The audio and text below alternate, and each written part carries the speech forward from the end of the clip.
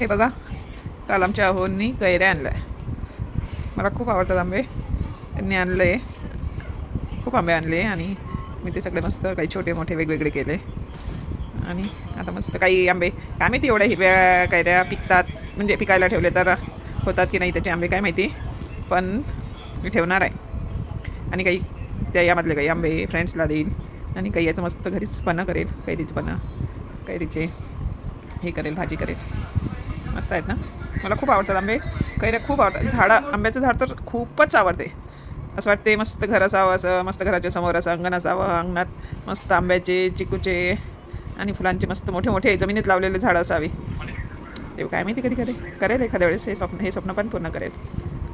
मस्त आंब्याचं झाड अंगणातच असावं, असं मस्त आंबे लागलेले.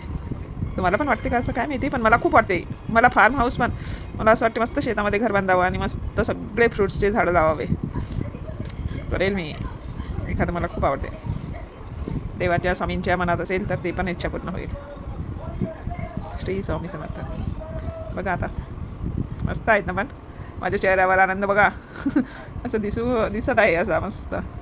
त्यांनी सरप्राईज दिला, आणले पण मला माहीत नव्हतं पहिले. खूप आंबे.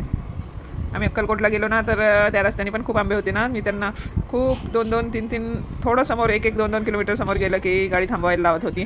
आंब्याचं झाड दिसलं की मला खूप बघायची इच्छा होती. थांबा ना 2 मिनिट, मला बघायचं आहे आंब्याचं झाड. असे मस्त दिसत होते ते. झाडाला लटकलेले आंबे खूप छान दिसतात ना. आणि एका जागी जर जास्त खूप खूप 5-5, 6-6, 8-8 आंबे असले ते तर खूप सुंदर दिसतात आंबे.